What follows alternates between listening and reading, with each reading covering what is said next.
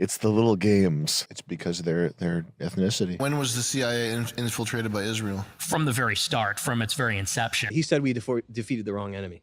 Then he got killed.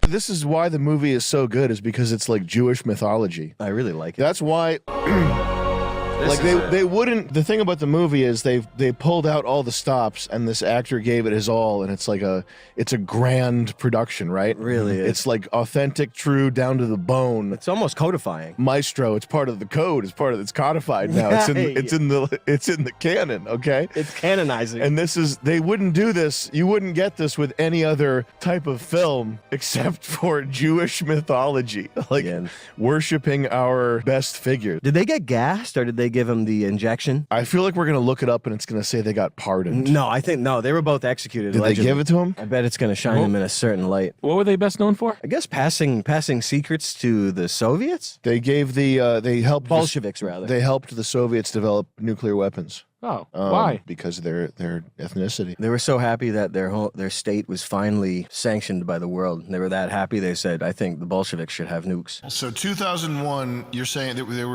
the CIA was spying on people and collecting all this data, and then to get around public oversight, they sort of transferred this into a private company? Right. So Palantir is a firm that creates usable insights based on vast amounts of data.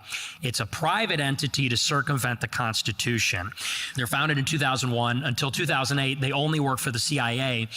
And the CIA actually provided startup money through their venture capital arm, In-Q-Tel. So they provided all the money for it, and they created all the products. So Peter Thiel, Alex Karp, Joe Lonsdale, they were at Langley, Virginia at the CIA headquarters making everything for the CIA as a so-called contractor. And then after that, they branched out into everything. So they identified the Capitol rioters on January 6th. They were identifying who wasn't vaccinated in 2021. If you got COVID and you tested positive, they would look at your phone, and your phone has Bluetooth, and they'd see all the other phones that touched it. So they can identify everybody that might have COVID. That's the contact tracing. It's basically just like what Ted Kaczynski warned about. Maura Burns. Wow. Yeah. Holy shit. What? No What? way. So? Oh my Come on! gosh. What? I got blue eyes, nice body. I have a nice body. I'm a diehard Steelers fan. Diehard Steelers fan. Go Pirates! Go Penguins! Come on! I went to the University of Kentucky. I think they gassed them, or they might have done a lethal injection, or they might have taken their heads off. I'm pretty sure these two get executed, and I think all the newspapers were crying about it and saying they were innocent. And then the Venona papers came out and vindicated, right? Top secret U.S. decipher Soviet intelligence. Oh, baby. Yeah, it's Venona. Okay. It's the info war that we're currently living through. Non-stop info war. Giving sacred to the Russians. Stop. Info war, but it's games too. Yep. It's the little games. The games that you don't know are games? Like Kerplunk. Well, like making the next variant of COVID called Omicron, and you rearrange the letters and it's moronic. Yeah. Just the little games like that. They should make one that rearrange letters and says fun time. Or swastika. Aquastock. Yeah, for people that say that games are for kids, they sure obsess about these games since before recorded history. It's almost all they seem to care about. Obsessing with chessboards. They love games more than God. They're the most OG gamers, all the mystery religion people. Cain or whatever, he's the first chess player. What does it mean? Well, whatever. I did an interview with this guy like maybe 8 years ago, like CIA and punk music, something like that. Anyway, we went deep on it. It's just like 8 years ago. That's shit. yeah. Very interesting. It's all the bad punk. Is it that David sucks. McGowan? It's all the people that push the trans stuff. Like all these punk people now are like, get your vaccine, get locked down. Yeah. It's all hyper moral. Like every action is fucking moral, right? Like, you got bad ethics, dude. Like, are you trying to microaggress me right now? Like they all went total social justice where all these punk people. Yeah. They did. Stanford Research has done studies on how to actually induce in the population schizophrenia, mental problems on purpose. So that feeds into, the system's offers of, government programs, medication, mass medicating. It just feeds into that. It's also a great way the more that's promoted, the more unable to reproduce people are. So I think it hits on that depopulation narrative. I also think it hits on a spiritual level to I think it's something specifically satanic. That's why we fought the Thank Nazis. God we won. Thank God we beat the Nazis. Now look at the women. I was just thinking about that the other day because I was thinking about what it is and isn't possible to conceal or rewrite. Anything that's academic in nature, I think is probably easy to capture. You couldn't do it with money in a straightforward, cynical way. You'd have to capture these people like they would have to know that their careers are that everything's tied into them. Yep. Drinking the punch, kind of. Yep. It's not just like a simple blackmail thing where it's like we'll give you 100,000 to lie. So it's like career stopping. Career stopping, but it's like a years long brainwashing thing where it's like you almost have Stockholm syndrome, like where buying into the lie is like brings you pleasure because it relieves anxiety or something. I was thinking about the Holocaust, and I was thinking about in the fog of war, in the chaos and the aftermath of a world war, who would have top-down, all-encompassing battlefield knowledge? Like, it wouldn't be an industry of people. It'd probably just be like General Patton, who was assassinated. Yeah, he said we defeated the wrong enemy. Then he got killed. He would have probably been president. War's primary function is to destroy ruins in all of these places. War is a controlled demolition to hide that evidence, in my opinion. Hero or anti-Semite? General Patton. Yeah, there it is. A real American hero. But was he an anti-Semite? If you look back at the devices too, it's hard to see these things now, but if you understand how a reset rolls out and how the society is rebuilt afterwards, then it becomes easier to remove that knowledge from everybody, starting with the children. Like, it's something that goes on for 150 years, and that we're living in the fruits of it right now. When was the CIA infiltrated by Israel? From the very start, from its very inception. And the reason being is because the CIA was formed out of wartime intelligence during World War II. Obviously, we needed intelligence about the Axis, the Nazis, the Italians. And so when the Allies invaded Italy, what was coming through Italy were a lot of Jewish refugees fleeing the Holocaust, fleeing the persecution by the Germans. And so how did the Allies get intelligence about the Germans? We talked to the Jews that were fleeing Germany. And so our entire intelligence network from Germany, and even from Russia, for that matter, from Poland, all these Jews that were fleeing these countries came from Jewish refugees, essentially. So when the CIA was founded, it was basically made up. All the human sources were Jewish refugees leaving Italy and then going to Israel.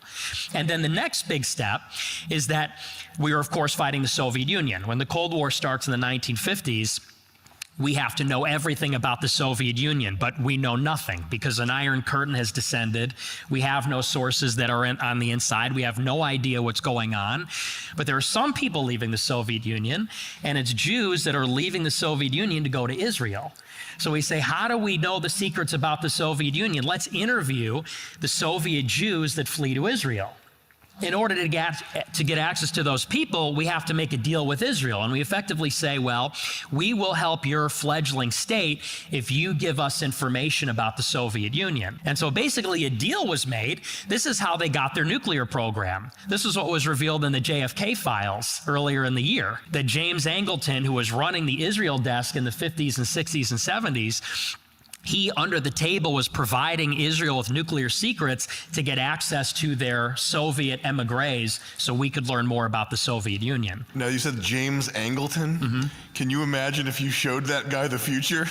All of these, like, conservative intellectuals that are writing these books, people like William F. Buckley, and many of the anti-communists are all being groomed out of college by the CIA to be a conservative counterweight to left-wing communism in America, because the CIA is deeply worried about communism spreading in the United States and elsewhere. So Peter Thiel tracks with this pattern where Irving Kristol's one of them. So back in the 60s or 70s or whatever, they would have been doing this to combat communism. Right.